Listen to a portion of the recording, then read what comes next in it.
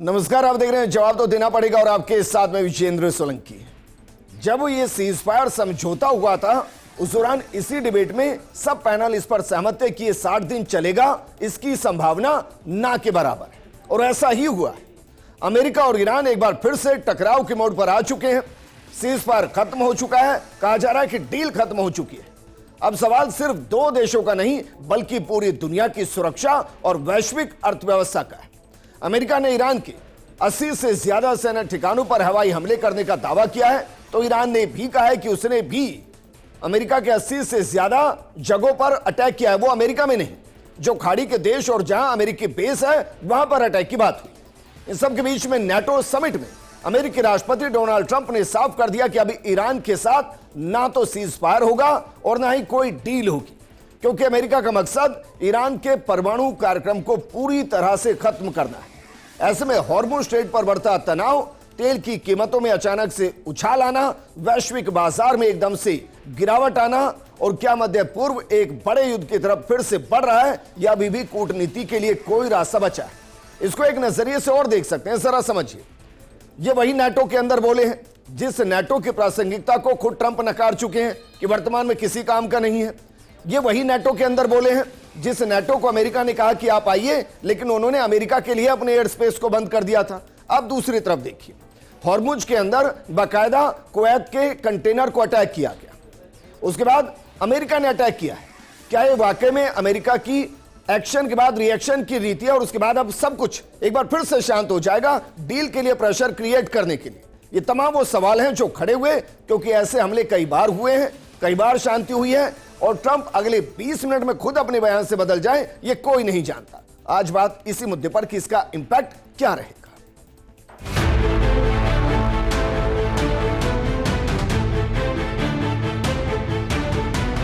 Speak to our negotiators. They want to negotiate. They're good people. As far as I'm concerned, it's just a waste of time.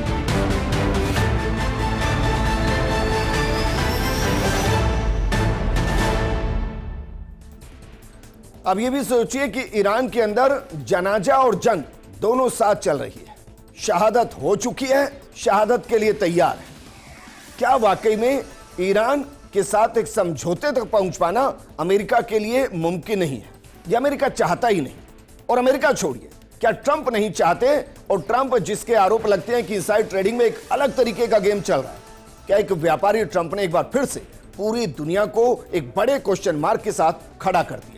इस मुद्दे पर बातचीत के लिए हमारे साथ मौजूद हैं जियोपॉलिटिक्स एक्सपर्ट कर्नल देवानंद जी, हमारे साथ जियोपॉलिटिकल एक्सपर्ट के तौर पर विक्रांत सिंह जी हैं और हमारे साथ एसोसिएट एडिटर विमल कोठारी जी हैं। उनसे जरा बाजार का हाल समझेंगे। विमल जी, शुरुआत आपके साथ ही करना चाहेंगे क्योंकि एक पैनिक आया, 240 के आसपास पैनिक आया और उसके बाद मार्केट धड़ाम नीचे गई। निफ्टी 400 पॉइंट के आसपास और सेंसेक्स उसी के कंपैरेटिवली 600 पॉइंट के आसपास। साथ के साथ एक और घटना घटी, ब्रेंट क्रूड और वीटीआई दोनों के अंदर भी एक बड़ा उछाल नजर आया। क्या ये एक क्षणिक रिएक्शन था या बाजार ये तय कर चुका है कि अनप्रेडिक्टेबल है, एक बार फिर से सेलिंग प्रेशर आ गया?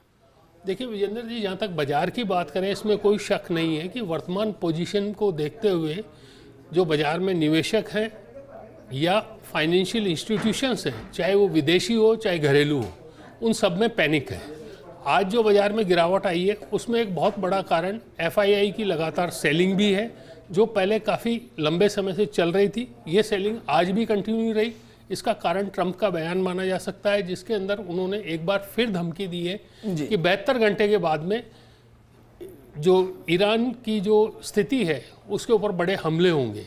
चूँकि हमलों का एक पैनिक है जिसके बारे में जियोपॉलिटिकल जो हमारे विशेषज्ञ हैं वो ज़्यादा बता सकते हैं, लेकिन अगर इसको बाजार की दृष्टिकोण से देखें तो इसका सीधा रिएक्शन स्टॉक मार्केट ने दिखाया है। 1900 पॉइंट के आसपास की गिरावट आई थी, जो बाजार बंद होते होते करीब 1600 पॉइंट के आसपास, 1650 पॉइंट के आसपास रह गई। इस आधार पर यह भी कहा जा सकता है कि आने वाले समय में भी बाजार पर दबाव बना रहेगा। ठीक है सर, माफी के साथ मैं आपको रोक रहा हूं। बूंदी को बड़ी सौगात मिली है इंद्र, लेकिन वापस लौटते हैं, क्या शांति रहेगी? यह शांति जो दिखती है वो एक दिखावा है और ट्रंप अपने अंदाज में पूरी दुनिया को चला रहे हैं। कर्नल देवानंद जी हमारे साथ। कर्नल देवानंद जी, मेरे लिए मैं ये सवाल पूछते वक्त भी थोड़ा हिचकिचा रहा हूं कि आगे क्या होगा, क्योंकि मैं कंफर्म हूं कि आगे जो वही होगा जो ट्रंप चाहेंगे। हो सकता है अगले 2 घंटे में फिर बदल जाए। विजेंद्र जी देखिए, जिस प्रकार से ट्रंप साहब का कोई भरोसा नहीं किया जा सकता, और मैं मानता हूं ये बुद्धिमान व्यक्ति हैं, जो बोलते हैं वो सोच के बोलते हैं और पलटी भी मारते हैं तो सोच के मारते हैं, मेरा ये मानना है। इस पूरी परिस्थिति का अगर आपको याद हो, हम शुरू से ये कह रहे हैं कि ये ऐसा एक शांति प्रस्ताव है जो परमानेंट नहीं चल सकता। क्यों नहीं चल सकता, उसके कारण है। देखिए, इसके अंदर 4 पार्टीज हैं। पहला पार्टी है IRGC, जिसको मैं कहता हूं जो आज के दिन ईरान पर कब्जा कर रखा है। दूसरी पार्टी है ईरान के नागरिक, जिनसे अमेरिका बैकडोर से बातें चीतें करता रहता है और उसको उम्मीद बढ़ती रहती है। तीसरा अमेरिका है, चौथा इजराइल है। इन चारों के अगर चक्रव्यूह को समझे तो ईरान का जहां तक ताल्लुक है, ईरान के लोग अब क्या चाहते हैं क्या नहीं चाहते हैं अभी तक कहना बड़ा मुश्किल है ये। लेकिन IRGC जो चाहता है और अमेरिका जो चाहता है, उन दोनों में विरोधाभास है। एक कहता है न्यूक्लियर आप नहीं रखेंगे, वो कहता है मैं रखूंगा। एक कहता है हॉर्मुज के ऊपर किसी प्रकार का कंट्रोल नहीं होना चाहिए, अंतरराष्ट्रीय वाटर है। दूसरा कहता है मैं किसी न किसी प्रकार से। तो बॉटम लाइन ये कि मानने वाले नहीं है। अब होने वाला क्या है, देखिए जो आज अभी स्थिति चल रही है जिस प्रकार से, ये जो मैं थोड़े दिनों की जो यहाँ पीस की बातें हुई हैं, मैं इसको ऐसा मान रहा हूं कि कहीं न कहीं ये एक रणनीति का हिस्सा रही है, ये दोनों तरफ से। ये एक विश्व पटल की ओर से भी एक स्ट्रेटेजी रही है कि हमें थोड़ा सा टाइम दो, हम हमारा सेटल करें, किस प्रकार से हमारी चीज़ों को सेट करें। दूसरा, IRGC भी अपनी ताकत को बटोरना चाहता था। अमेरिका और इजराइल भी अपने वापस रीअलाइनमेंट करना चाहते थे। ये एक मिलिट्रीली मैं मानता हूं इनका प्लान था। उस प्लान के अलावा जो सबसे मोटी बात है, शांति क्यों नहीं हो सकती? शांति एक ही शर्त पर होगा। देखिए, IRGC एक रोग एलिमेंट है। अब ये लोग इसको ईरान से जोड़ के देखते हैं, मैं इस पे मेरी कोई प्रतिक्रिया नहीं है, पर ईरान IRGC नहीं है साहब। IRGC इस्लामिक रेवोल्यूशनरी गार्ड है। ये लोगों ने कब्जा किया ईरान में और एक व्यक्ति को धर्मगुरु का दर्जा दे करके इस तरह का नैरेटिव बना दिया कि वहां कोई बोले तो भी गलत बोलेगा।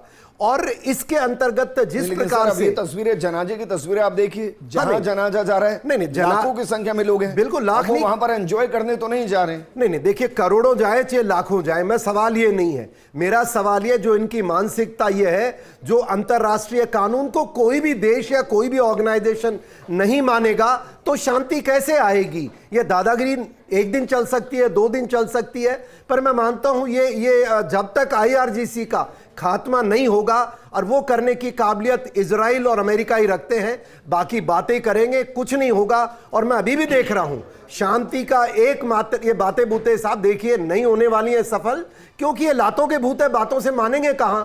इन्होंने, आपने खुद ने बताया, टैंकर पे हमला कर दिया। अब अमेरिका को देखो एक एक्सक्यूज चाहिए था। अगर हमें इराक का याद हो, उसको एक्सक्यूज चाहिए था न्यूक्लियर वाला। आज मुझे लगता है अमेरिकन को, इजराइल को एक बहाना मिल गया कि भाई तुमको मौका दिया था, अब तुम पर हम प्रहार करेंगे। और IRGC को देखिए साहब, अगर अमेरिका और इजराइल ये तय कर ले, ये कोई मुश्किल नहीं है उनको हराना। और ये ग्रुप्स हैं साहब। और आपने एक चीज और अहम देखी, अभी जंग होगी। हाँ, इस भीड़ में एक चीज और आपने देखी होगी कि सारे जो ब्रदरहुड के जितने भी लोग बाग थे ना, जिनको हम कह रहे हम हिजबुल्लाह, हुती, और सरेआम एक ताकत दिखा रहे। अरे भाई, दुनिया को क्या हो गया है? आप क्या ऐसे आतंकी संगठनों के साथ खड़े होना चाहते हैं? आपकी मर्जी है, खड़े होइए। पर मैं तो मानता हूं समय आ गया है कि जो ये IRGC के साथ जो डरे खड़े हैं, उनको मिलिटरीली खत्म करना पड़ेगा। बातों से इनका कुछ नहीं होने वाला। और ये शांति, मैं कोई शांति नहीं मानता हूं, देर सवेर करना ही पड़ेगा। विक्रांत, क्योंकि इसमें 2-3 चीजें हैं। एक तो ये कि क्या इजराइल का इस पूरे समझौते में पूरे तरीके से साइडलाइन हो जाना और अमेरिका को ही आंखें दिखाना, क्या इस जंग के पीछे की एक बड़ी वजह यह भी है? क्योंकि ईरान मान नहीं रहा, इजराइल मान नहीं रहा था, और अमेरिका को इजराइल के भी आगे भी जरूरत पड़नी है। पहला सवाल तो ये। दूसरा ये कि क्या वाकई में एक पूरा ये सिनेरियो सेट किया गया? क्योंकि जब हॉर्मुज के अंदर बाकायदा एक सेट रूट दिया गया कि भाई आप इससे निकलिए आराम से, फिर कुवैत का वो जहाज जो है वो उस रूट से दूर थे, किसी दूसरे रास्ते से जा रहा, और उसके बाद उस पर अटैक किया गया। आपको लग रहा है पूरे प्लानिंग का हिस्सा है कि एक बार फिर से आग को भड़काया जाए? वरना सोचिए, एक तरफ तो जनाजा चल रहा है, दूसरी तरफ जंग चल रही है। देखिए ब्रिजेंद्र जी, जो ट्रंप है ना, उन्होंने अपनी इमेज कुछ ऐसी बना ली है कि वो और अमेरिका मोरली बैंकक्रप्ट हो गए हैं। तब कुछ भी अगर गलत होगा और अगर कहीं कुछ भी ऐसा हो रहा है तो उसका जो ब्लेम है वो ट्रंप पे और अमेरिका पे आएगा। ट्रंप ने जिस तरह से इजराइल के साथ ट्रीट किया है और जिस तरह से मार्को रूबियो और जो जेडी वेंस है वो इजराइल को लेकर बयान देके, नेतन्याहू ने भी स्पष्ट कह दिया जब उन्होंने बोला था कि यूएस एकमात्र आपका सहयोगी, तो उन्होंने साफ साफ कहा था कि नहीं भूल जाओ, 1.4 बिलियन इंडियंस भी हमारे दोस्त हैं जो हमें प्यार करते हैं, उन्होंने स्पष्ट रूप से वो कहा था। हाँ, तो इजराइल और यूएस के बीच में रिश्ते बहुत बुरे दौर में चल रहे हैं। मुझे ये कहते हुए अतिशयोक्ति नहीं होगी कि इतिहास में सबसे निचले दर्जे पर आज अमेरिका और यूएस इजराइल के रिश्ते हैं। दूसरी तरफ ट्रंप जो है, अभी जब टर्की गए थे तो वह एर्दोगन के साथ बैठ करके एर्दोगन को प्लीज करने की कोशिश कर रहे हैं। उनको कह रहे हैं कि हम आपके ऊपर जो सैंक्शंस है वो कम कर देंगे। दोस्तों के ऊपर सैंक्शन नहीं लगाए जाते। कौन कह रहा है? डोनाल्ड ट्रंप, जिन्होंने अपने दोस्तों को सबसे ज्यादा परेशान किया सेकंड कार्यकाल में। और वहीं वो एर्दोगन को इस चीज के लिए भी पर्दे के पीछे से मना रहे हैं कि ईरान को जो टर्की के द्वारा जो सपोर्ट किया गया, जो ड्रोन की सप्लाई की गई है, वो सारी रोक दी जाए। ऐसा ही जब वो चाइना गए थे, वहां भी पर्दे के पीछे उन्होंने कोशिश की थी कि चाइना को किसी तरह से प्लीज करके ईरान के लिए जो सपोर्ट है उसको किसी तरह से रोक दिया जाए। लेकिन ट्रंप के हाथ में बहुत कुछ है नहीं। जब ये समझौता हुआ था तब भी अपन ने यहाँ डिस्कस किया था और मैंने बोला था कि अगर 48 घंटे भी ये समझौता रह जाए तो बहुत बड़ा आश्चर्य होगा। और 24 घंटे के बाद ही ईरान और अमेरिका के बीच में झड़प हुई थी और अब 60 दिन का समझौता लगभग 30 दिन के अंदर समाप्त होने के कगार पे है। अब ट्रंप वहां से बच करके निकलना चाहते हैं। ईरान ने उनको ऐसे ट्रैप कर लिया कि वो निकलने नहीं दे रहे। लेकिन इसको मैं दूसरे नजरिए से भी देख रहा हूं, क्योंकि 60 दिन का टाइम जरूर दिया गया, लेकिन अमेरिका चाहता है ना कि जल्दी से इसको वाइंड अप किया जाए। अब क्या ऐसे में अमेरिका ने मैसिव अटैक किया है कि भाई आप ये मत समझिएगा कि हम 60 दिन इंतजार करेंगे, आपको टेबल पर आना पड़ेगा, शर्तों को मानना पड़ेगा। अमेरिका ने रिटेलिएट किया है। अटैक ईरान ने किया था जब वो 3 शिप्स जो है ओमान वाटर से होके जा रहे थे, वो ईरानियन वाटर से नहीं जा रहे थे, तो ईरान ने वहां वायोलेशन किया। अमेरिका के पास और कोई चारा नहीं बचा था रिटेलिएट करने के अलावा। तो ये अब जो IRGC है, जैसा भी कर्नल साहब ने बताया, IRGC नहीं चाहती कि ये वॉर समाप्त हो। जब तक ये वॉर चलेगा तब तक IRGC इसको शिया वर्सेस अमेरिका बनाएगी। IRGC नहीं चाहती कि ये वॉर ईरान के ऊपर अटैक लगे, वो चाहती है पूरे शिया समुदाय पे लगे। और जिस तरह से भी प्रोसेशन चल रहा है, मतलब अभी ये कह रहे हैं कि जैसे लेबनान के अंदर हिजबुल्लाह ने स्थिति पैदा की, एग्जैक्टली हमास ने फिलिस्तीन में पैदा की और यमन के निचले पार्ट के अंदर हूती पैदा करते हैं, वही स्थिति अब ईरान के अंदर IRGC ने पैदा कर दी। IRGC, हिजबुल्लाह, हुती और हमास में कोई डिफरेंस नहीं है। अभी खामनेई के वहां हमने देखा जहां स्टेट रिप्रेजेंटेटिव्स आए हैं, उन्हीं के साथ में उन्होंने हिजबुल्लाह, हुती और हमास के लोगों को वहां खड़ा कर रखा है। तो it's the publicly acceptance from the Iran कि हम सब लोग एक हैं और this war is against the Shias, not against the Iran only, and we are the only leader of the Shias in the world and we will fight till the death.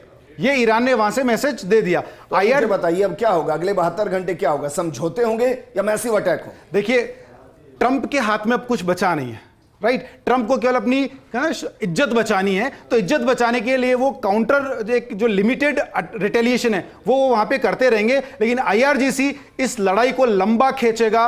वो नहीं चाहता वहां पे पीस आए। अगर piece आई वहां पे तो वहां का जो पॉलिटिकल स्ट्रक्चर है वो स्ट्रांग हो जाएगा। IRGC ये नहीं चाहता। ठीक है देवानंद जी, क्या आपको लगता है कि अभी तक तो अमेरिका, इजराइल और ईरान की जंग थी, अब ईरान के आसपास के जो देश हैं जिनके अंदर अमेरिकी बेस है और वहां जो वो अटैक कर रहा है, उनको टारगेट कर रहा है, आपको लगता है कि वो देश और उनकी सेना भी अब इसमें इन्वॉल्व हो सकती है? क्योंकि ईरान सीधा अमेरिका पर अटैक तो करेगा नहीं, वो अपने इर्द गिर्द के जो अमेरिकी बेस है उसको अटैक करेगा। जी आप सही कह रहे हैं। पहले भी ईरान IRGC ने ऐसा ही किया था, पर जो अभी स्थिति निकल कर के आ रही है उसमें यह साफ है कि इजराइल बिल्कुल रेडी बैठा है, पूरा अपना एमुनेशन और साजो सामान लेकर के। इनका मेन जो स्ट्राइक फोर्स रहेगी वो इजराइल रहेगी। जो दूसरे देश हैं, मुझे नहीं लगता है कि उनको कहीं जरूरत पड़ेगी। इतने दिनों में जो उनकी मिलिट्री प्लानिंग होगी, थोड़ी बहुत भी अगर उन्होंने की होगी, टारगेट्स आइडेंटिफाई किए होंगे, टारगेट्स को लॉक किया होगा, एमुनेशन कौन सा जाएगा, पूरी रिहर्सल कर चुके हैं। और एक ट्रेलर उन्होंने कल रात को दिखा दिया जिस प्रकार से 80 टारगेट्स को बर्बाद किया है। ये एक तरह डिक्लेरेशन है। मैं ये देख रहा हूं कि देखिए, बाकी जो दूसरे इस दुनिया के जो देश हैं वो ऑटोमेटिकली अब ये चाहते हैं कि भाई ईरान की दादागिरी खत्म हो, बिकॉज उनको पता है IRGC अगर मान लो किसी स्थिति में नहीं भी जीतता है और ये लड़ाई बिना जीते हार के रह जाती है, हॉर्मुज कभी नहीं खुलेगा, रेड सी ब्लॉक होगा, ईरान के अंदर IRGC का कंट्रोल होगा और जो ये पूरे इर्द गिर्द के इलाके हैं यहां ईरान इनको तंग करता रहेगा। तो ये सब, ये मेरे ख्याल से लगता है कि आने वाले समय के अंदर युद्ध का बिल्कुल बिगुल बजेगा और अच्छी तरह से इनको न्यूट्रलाइज करेंगे। और इजराइल क्लियर कर चुका है, मैं इजराइल पे भरोसा है, अमेरिका तो देखे डेमोक्रेटिक कंट्री वो भी हो सकती है, पर जैसे अभी बता रहे थे कि अमेरिका कंफ्यूज है। इसराइल की खासियत ये है कि वो दुश्मन को छोड़ती नहीं है। और इजराइल क्लियर है। देखिए साहब, ईरान भी तो, ये IRGC क्या करती है, ये सारे इस्लामिक देश क्या करते हैं, ये इजराइल को कहते हैं तुम्हें जीने का हक नहीं है। तो इजराइल इनका गुरु है साहब। Israel is a power today. वो मिलिट्री पावर है, इकोनॉमिक पावर है, वो टेक्नोलॉजी का पावर है। इसको छेड़ के या तो ईरान से, ये इजराइल से कोई समझौता कर लें, और नहीं हुआ ना तो ईरान का खात्मा तय है जो IRGC का। लेकिन विक्रांत जी, मैं पर्सनली ये मानता हूं कि बिना अमेरिका के सपोर्ट, चाहे बैक सपोर्ट ही क्यों ना हो, इजराइल भी बहुत लंबे टाइम तक सस्टेन नहीं कर सकता। लेकिन मैं इससे अलग सवाल पर आता हूं, क्या इस पूरे जनाजे के दौरान मुज्तबा खamenei का नजर ना आना, वो डर है कि अगर वो नजर आ गए तो फिर ऐसा ना हो कि खamenei के साथ उनको भी ऊपर की रास्ते पर पहुंचा दिया जाए, क्योंकि एक बार नजर आने के बाद उनको ट्रैक करना मुश्किल नहीं होगा। देखिए बिजेंद्र, दर्शकों को याद होगा हमने इसी प्लेटफॉर्म पे ये डिस्कशन किया था जब मुज्तबा खamenei के ऊपर भी अटैक हुआ था, और ऐसी खबरें आई थी कि वो कोमा में चले गए थे। कुछ खबरें ये भी आई थी कि उनको रशिया ले जाया गया है। उसके बाद से अभी तक वो दिखे नहीं है, और इस जनाजे में उनका एब्सेंट रहना एक बहुत बड़ा क्वेश्चन मार्क है। ठीक है, वो फिजिकली वहां नहीं थे, सुरक्षा कारण हो सकते हैं, लेकिन उनका रिकॉर्डेड मैसेज या उनका कोई एक क्लिपिंग्स वहां पे आ सकती थी, वो भी नहीं आई। तो मुज्तबा खamenei आज हैं या नहीं है, मुझे इस पर भी बहुत बड़ा संदेह है। अच्छा, उनके दूसरी चीज, पिता के नाम संदेश भी नहीं पढ़ा गया। यस, वो भी नहीं। दूसरी चीज, अभी जो आप कह रहे थे कि इस बार जो ईरान ने रिटेलिएशन किया उसकी स्ट्रेटेजी चेंज है। उसने यूएई और सऊदी अरब के ऊपर कोई अटैक नहीं किया है, उसने कतर और बहरीन जैसे छोटे देशों को ही निशाना बनाया। तो ऐसा लग रहा है कि अब गल्फ के अंदर ही अंदर जो जियोपॉलिटिकल स्ट्रक्चर है वो बहुत तेजी से बदल रहा है। कल सऊदी अरब ने 26 साल के अपने इतिहास में सबसे ज्यादा उन्होंने कटौती की है अपने क्रूड ऑयल के प्राइसेस के अंदर, तो वहां भी एक एग्रेशन वहां पे नजर आ रहा है। तो दुनिया के लिए मुझे लगता है आने वाला समय उतना सुखद नहीं रहने वाला। ठीक है, विमल कोठारी जी, भारत पर इसका कितना इंपैक्ट पड़ेगा सर? देखिए, भारत पर जहाँ तक इसके इम्पैक्ट की बात करें, वो इम्पैक्ट सीधा सीधा कच्चे तेल की कीमतों से जुड़ा हुआ है। यदि कच्चे तेल की कीमतें बढ़ती है, जैसा कि आज संकेत मिला है, करीब $2 से $3 प्रति बैरल के कच्चे तेल की कीमतों में बढ़ोतरी की सूचनाएं हैं।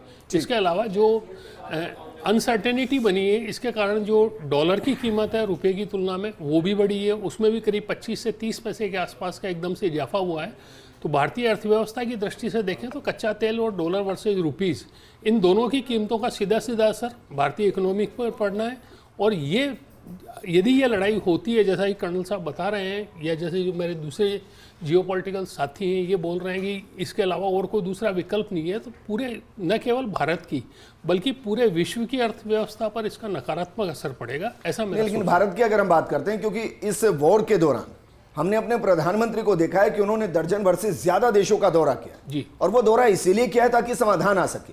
मसलन वेनेजुएला से हम तेल खरीद रहे हैं, इसके अलावा यूएई के साथ एक मैसिव कॉन्ट्रैक्ट हमने किया है। अब हो सकता है वो दीर्घकालिक हो, लेकिन टेम्पररी क्या हमें उससे राहत मिल सकती है, क्योंकि $72 पे आने के बाद हम मानकर चलें कि हमारा जो रिजर्व था उस रिजर्व को हमने मेंटेन कर लिया होगा। बिल्कुल निश्चित रूप से इन सबके सकारात्मक असर पड़ेंगे। इसके अलावा भी एक FTT यानी foreign trade free trade agreements जो कई देशों के साथ में हुए हैं, इसका सीधा सीधा असर ये है कि जो विपरीत परिस्थितियों के कारण हमारे निर्यात के ऊपर जो रुकावट आई है, जो गिरावट आई है, उसको FTT के माध्यम से उसको एडजस्ट किया जाए, इस बात की पूरी संभावना है।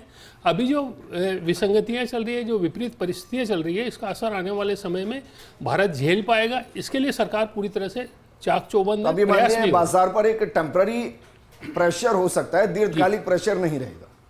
नहीं, बाजार पर प्रेशर तो हमेशा सेंटिमेंटल रहेगा। इसके कारण कई सारे हैं, एक अकेला कारण नहीं है कि ट्रंप ने बयान दिया और बाजार लुढ़क गया, ये एक सेंटिमेंटल कारण है। अब चूंकि कल जैसे कर्नल साहब बता रहे थे कि हो सकता है वो घंटे 2 घंटे के अंदर कोई नया बयान आ जाए जिसके अंदर वो फिर कोई राहत देने की बात कर ले और उसका सेंटिमेंट्स के ऊपर दोबारा से असर पड़ जाए और फिर बाजार वापस सुधर जाए। कर्नल देवानंद जी, मैं भारत की बात करना चाहता हूं सर, क्योंकि उधर जो चल रहा है चलने दीजिए। भारत में क्या वाकई में वैसी किल्लत हो सकती है जैसी किल्लत हमने देखी है, या हम उसका प्लान भी तैयार कर चुके हैं, बैकअप तैयार कर चुके हैं? जी, मुझे लगता है जिस प्रकार से समय मिला है भारत सरकार, और आपने खुद ने बताया कि भारत ऑलरेडी उस पर काम कर चुका है।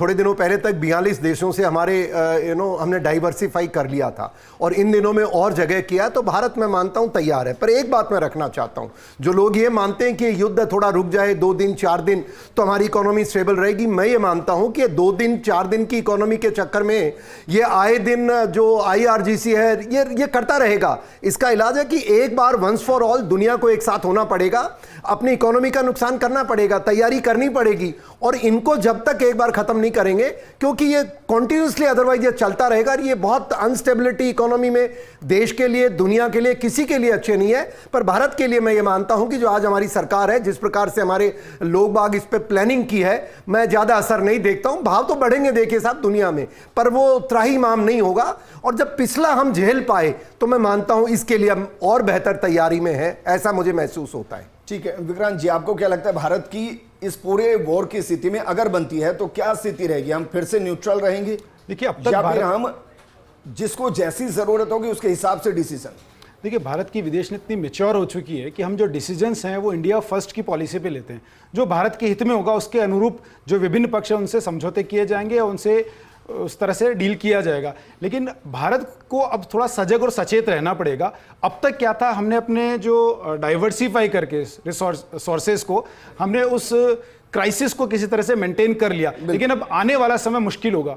क्यों? क्योंकि केवल हॉर्मुज एक संकट नहीं होगा, दूसरा संकट है ऑयल लॉबी जो है वो भी ये चाहती है कि एक अनस्टेबिलिटी आए। और इसीलिए अगर आप देखोगे पिछले कुछ टाइम से यूक्रेन और रशिया वॉर के बीच में यूक्रेन लगातार रशियन रिफाइनरीज को टारगेट कर रहा है, और अब नौबत ये आ गई है कि भारत उनको दे रहा है। तो अब भारत के लिए भी आने वाला समय बहुत चुनौतीपूर्ण होने वाला है। हो सकता है कि सरकारों को कुछ टफ डिसीजन भी लेने पड़े और हमारे देश को भी उसके लिए तैयार रहना पड़ेगा। जिक्र किया यूएई के साथ जो हमने कॉन्ट्रैक्ट किया है वो एक मैसिव कॉन्ट्रैक्ट है, उससे हमें क्या क्रूड ऑयल मिलना शुरू? देखिए, यूएई से जो कॉन्ट्रैक्ट किया है, लेकिन हमारी डिपेंडेंसी हॉर्मुज पे रहेगी, राइट। लेकिन हमें बेनिफिट मिलेगा जो ओमान से एफटीए किया है।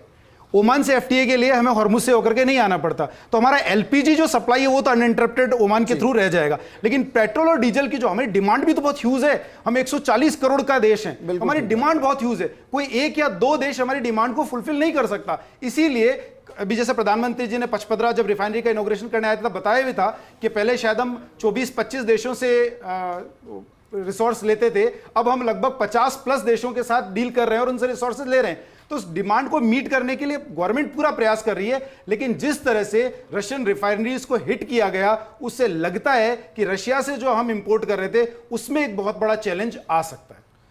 ठीक है, हम बोलिए देवानी जी, बोलिए। एक बात देखिए, रशिया का जो एंगल है मैं इसमें इतना ही जोड़ना चाहता हूं कि रशिया से हम रिफाइंड तेल नहीं ले रहे थे, जो रिफाइन किया हुआ एनर्जी नहीं था, वो क्रूड था, और क्रूड करने के बाद हम कर रहे थे। तो हो सकता है रशिया के साथ हमारा ट्रेड चलता रहे, जो क्रूड ले रहे हैं हम, और जो रिफाइंड है वो औरों को दे रहे थे, रशिया को देते रहे ऐसा। तो ये तो अपने लिए फायदे का सौदा हो जाएगा सर। बिल्कुल बिल्कुल। देखिए, मैं ये मानता हूं जो क्रूड हमारे पास अगर कोई ज्यादा हमारी क्रूड ऑयल की निर्बाध आपूर्ति हमारे पास होती है और उसमें भी अगर बढ़ जाती है आपूर्ति और उसको हम रिफाइन करके बाकी देशों को, रूस को ही भेज रहे हैं, तो ये तो फायदे का सौदा होगा। यही तो मोदी जी का मैं 4 पॉइंटर कहता हूं, छक्का यही तो है इस पूरे युद्ध की स्थिति में। भारत के अंदर आज कोई भी प्रकार का रिस्ट्रिक्शन नहीं बचा है, और ये जो टाइम मिला है ना, भारत ने बिल्कुल सही तरीके से किया होगा। और देखिए, थोड़ी दिक्कतें आएंगी, पर मैं ये मानता हूं भारत सरकार को एक आग्रह कर सकता हूं, आज के दिन हमें एंटी ईरान ताकतों के साथ खड़े होना चाहिए, किसी प्रकार के दबाव में नहीं आना चाहिए। क्योंकि ये अगर ताकतें हैं जो हमास, हिजबुल्लाह, हूती, जो जितने भी ये लोग बाग हैं, इनका खात्मा करना जरूरी है, वरना आने वाले भविष्य में दुनिया में इनको कोई मिले या ना मिले, हमारी तरफ जरूर बंदूक मोड़ देंगे, ऐसा मेरा मानना है। विमल जी बताइए क्या करें। जी, मैं ये कह रहा था जो क्रूड को जो प्रोसेसिंग होगी उसके अंदर भारतीय कंपनियों को फ़ायदा होगा। आज जैसे स्टॉक मार्केट की बात करें तो पूरे जो BSE सेंसेक्स की 30 कंपनियां, वो सारी की सारी कंपनियां माइनस में, लेकिन NSE की 50 में से केवल 4 कंपनियां ऐसी है जो प्लस में रही है, और उसमें सबसे ज़्यादा प्लस में रहने वाली कंपनी ONGC है जो क्रूड को रिफाइन करती है। ये माना जा रहा है कि यदि कच्चे तेल के भाव बढ़ते हैं, गैस की आपूर्ति में किसी तरह की कोई प्रोसेसिंग में कोई दिक्कत आती है, तो इसका फ़ायदा ONGC को होगा। ये एक कारण, बड़ा कारण है जिसके कारण स्टॉक मार्केट ने ONGC के ऊपर भरोसा जताया है। एक और सवाल, क्योंकि पिछली बार जब वॉर शुरू हुई थी तो हमने गोल्ड और सिल्वर के प्राइस में एक बहुत बड़ा स्पाइक देखा था, क्या वैसा ही एक बार फिर से हो सकता है? नहीं, इसकी संभावना इसलिए कम है कि जिस समय पिछली बार वॉर शुरू हुई थी, अर्थात 28 फरवरी 2026 की बात करें, जब शुरुआत हुई थी, उस समय सोने और चांदी की जो कीमतें थी वो बहुत पीक पे थी। ड्यूरिंग द वॉर ये कीमतें काफ़ी कम हो चुकी है, अब इनमें गिरने की संभावनाएं कम है, लेकिन गिर सकती है, इस आशंका से इनकार भी नहीं किया जा सकता। मैं तो सर बढ़ने की बात कर रहा हूं कि इनके नहीं। प्राइस हाइक हो जाए। प्राइस हाइक होने चांदी के भी नहीं, चांदी और सोने के बारे में मेरा जो एक्सपर्ट्स से जिन लोगों से मैंने बातचीत की है, उनको तेजी की संभावना इसलिए नजर नहीं आ रही है कि ये सोना और चांदी के जो दाम हैं वो सटोरिया गतिविधियों के ऊपर और कैश इन हैंड अर्थात आपके पास में नकदी कितनी बची हुई है उसके ऊपर डिपेंड करते हैं। क्योंकि लड़ाई के कारण से बाजार में धन की तंगी है, बाजार इस बात को सर्टिफाइड करता है कि मार्केट में ग्राहकी नहीं है। जब ग्राहकी नहीं है तो बाजार उठेगा कैसे, डिमांड ही नहीं।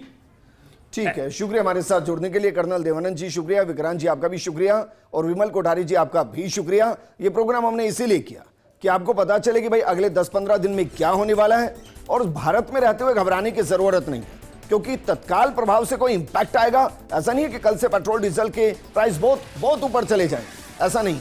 सरकार काम कर रही है और सरकार लगातार उसको कंट्रोल करने की कोशिश करी है और सरकार ने तो तब भी कंट्रोल किया जब पूरी दुनिया के अंदर त्राहिमाम मचा हुआ। इस प्रोग्राम में फिलहाल इतना ही। नमस्कार।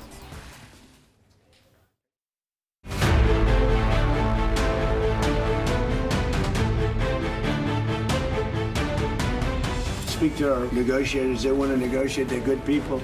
As far as I'm concerned, it's just a waste of time.